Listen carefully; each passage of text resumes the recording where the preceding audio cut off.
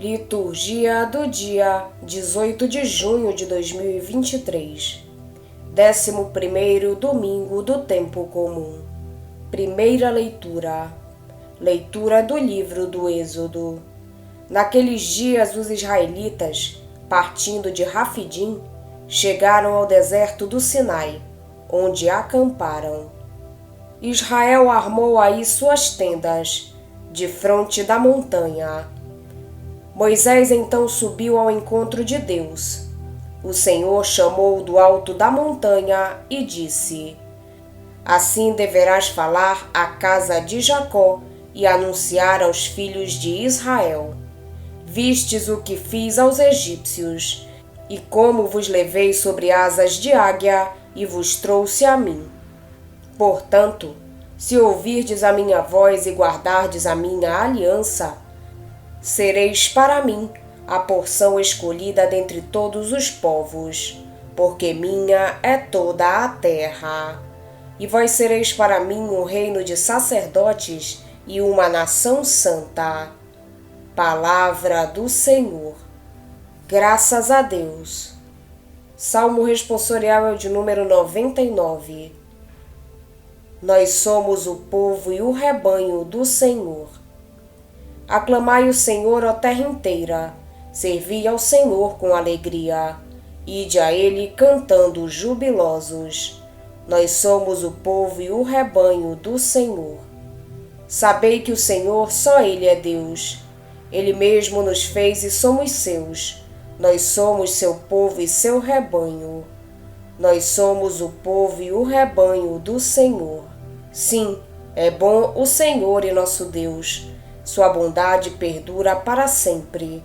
Seu amor é fiel eternamente. Nós somos o povo e o rebanho do Senhor.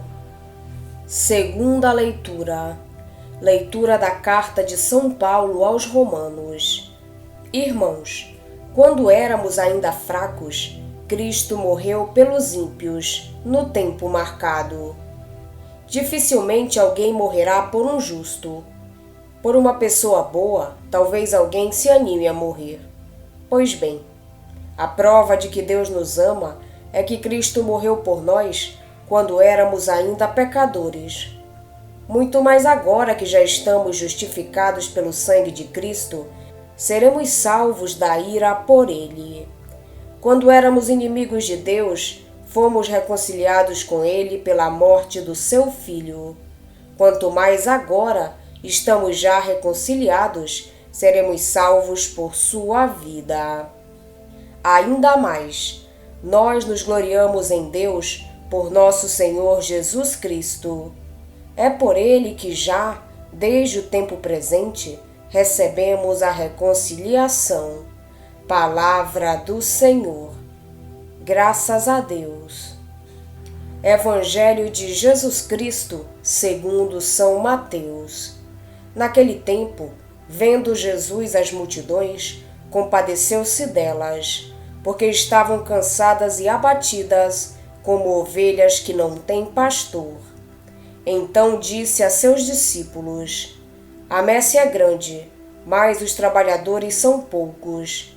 Pedi, pois, ao dono da messe que envie trabalhadores para a sua colheita. Jesus chamou os 12 discípulos e deu-lhes poder para expulsarem os espíritos maus e para curarem todo tipo de doença e enfermidade. Estes são os nomes dos 12 apóstolos. Primeiro, Simão, chamado Pedro, e André, seu irmão, Tiago, filho de Zebedeu, e seu irmão João, Filipe e Bartolomeu, Tomé e Mateus, o cobrador de impostos, Tiago, filho de Alfeu, e Tadeu, Simão, o zelota, e Judas Iscariotes, que foi o traidor de Jesus. Jesus enviou estes 12 com as seguintes recomendações: Não deveis ir aonde moram os pagãos, nem entrar nas cidades dos samaritanos. Ide antes as ovelhas perdidas da casa de Israel. Em vosso caminho anunciai: o reino dos céus está próximo. Curai os doentes, ressuscitai os mortos, purificai os leprosos, expulsai os demônios.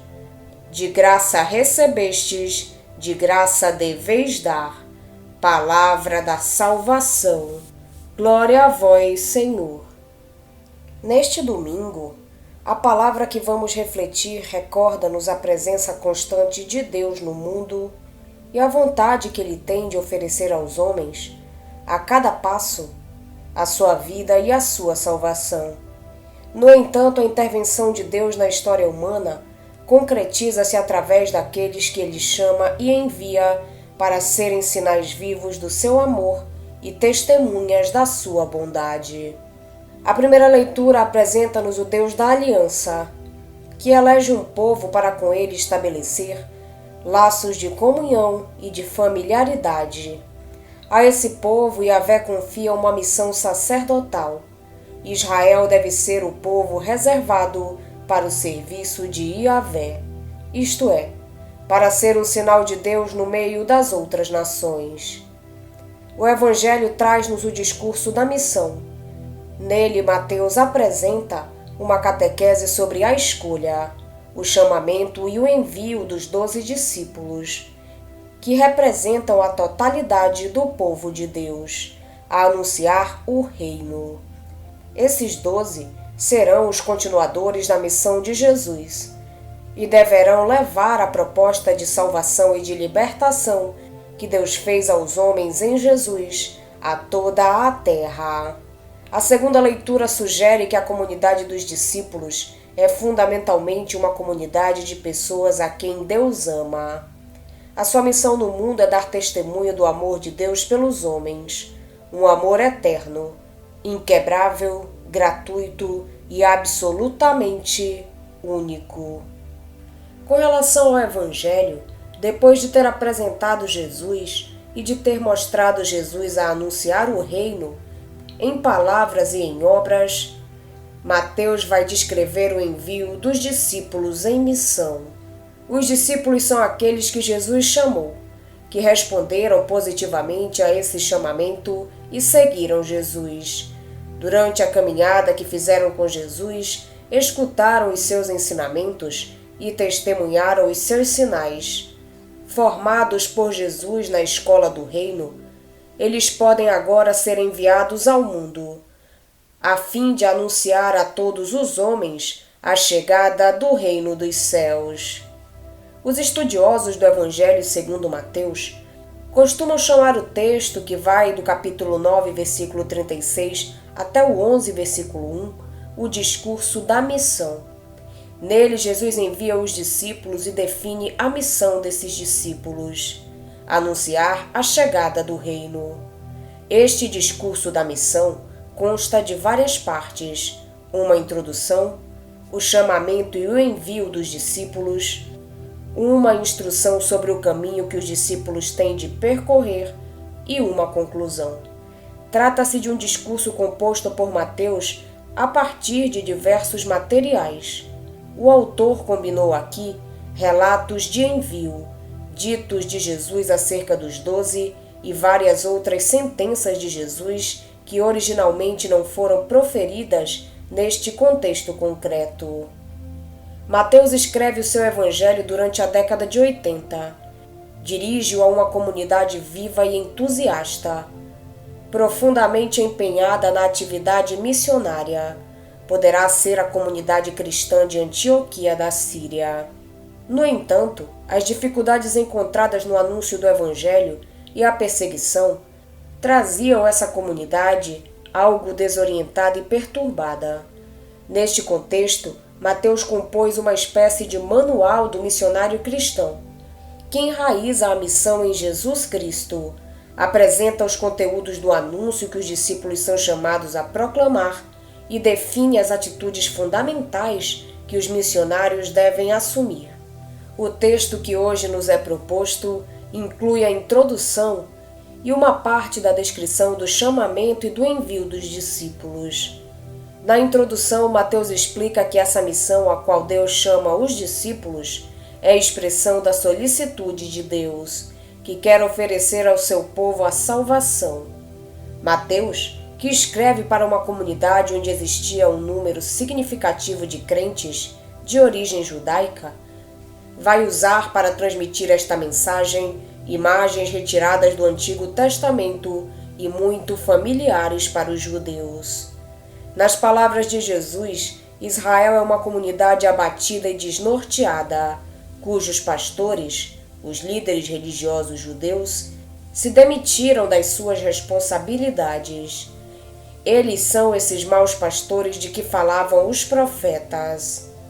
O coração de Deus está, no entanto, cheio de compaixão por este rebanho abatido e desanimado. Deus vai, então, assumir as suas responsabilidades no sentido de conduzir o seu povo para as pastagens onde há vida. 2 notas ainda. A referência à messe indica que essa missão é urgente e que não há muito tempo para levar a cabo. Nos profetas, a messe aparece ligada à imagem do juízo iminente de Deus. A referência ao pedido de que deve ser feito ao Senhor da messe é um apelo a que a comunidade contemple a missão como uma obra de Deus, que deve ser levada a cabo com os critérios de Deus. Por isso, a comunidade deve rezar, a fim de se aperceber dos projetos, das perspectivas e dos critérios de Deus, antes de empreender a tarefa de anunciar o Evangelho. Vem depois o chamamento dos discípulos. Mateus começa por deixar claro que a iniciativa é de Jesus. Chamou-os. Não há qualquer explicação sobre os critérios que levaram a essa escolha. Falar de vocação e de eleição é falar de um mistério insondável, que depende de Deus e que o homem nem sempre consegue compreender e explicar. Depois Mateus aponta o número dos discípulos, 12. Por que exatamente 12? Trata-se de um número simbólico, que lembram as 12 tribos que formavam o antigo povo de Deus. Estes 12 discípulos representam simbolicamente a totalidade do povo de Deus no novo povo de Deus. Em seguida, Mateus define a missão que Jesus lhes confiou. Deu-lhes poder de expulsar os espíritos impuros e de curar todas as doenças e enfermidades. Os espíritos impuros, as doenças e as enfermidades representam tudo aquilo que escraviza o homem e que o impede de chegar à vida em plenitude.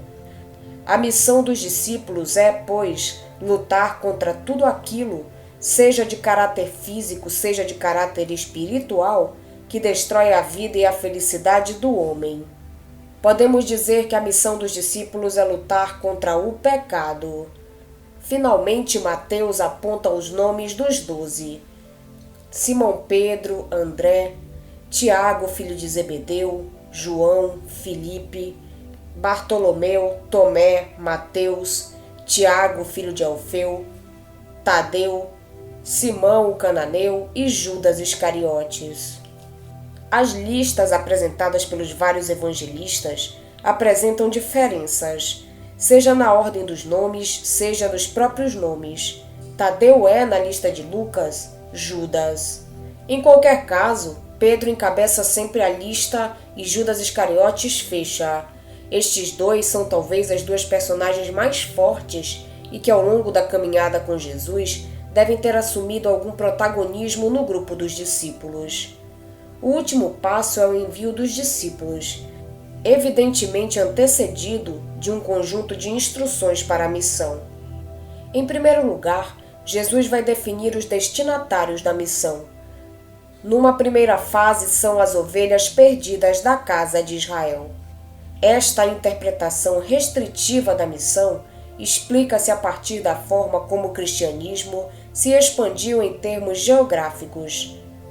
Primeiro pela Palestina e só depois fora das fronteiras da Palestina.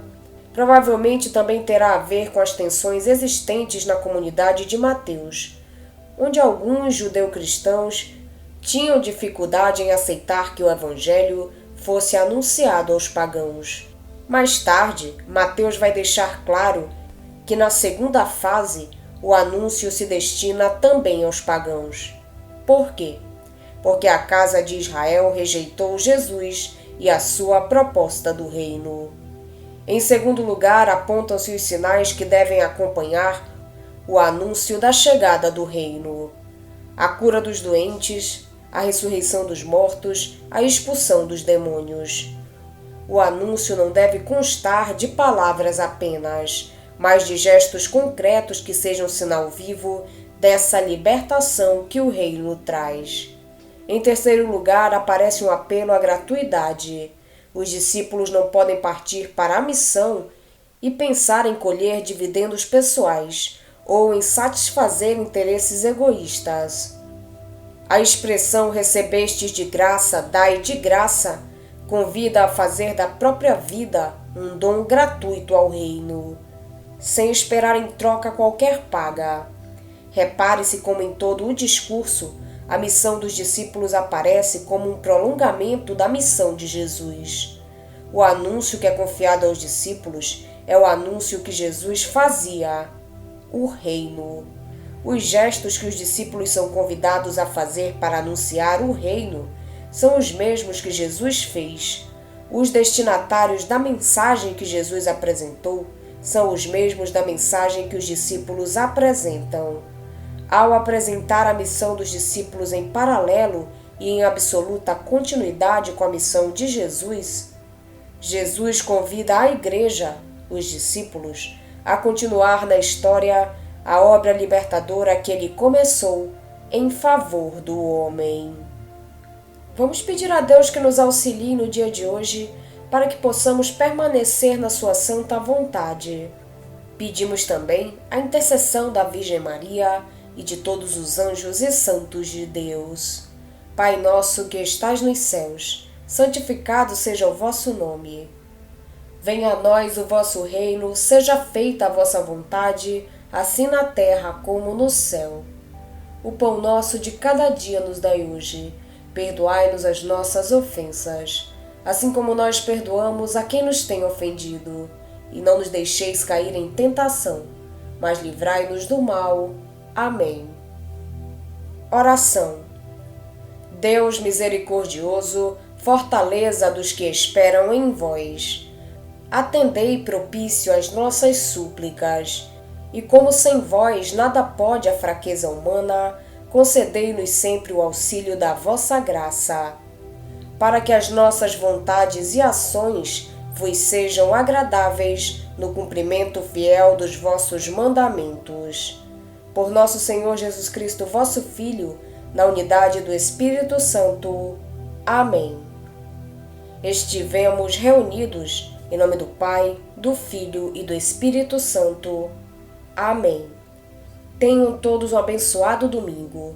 Fiquem na santa paz de Jesus. Se inscrevam no canal, deixem seu like e compartilhem essa mensagem com seus amigos.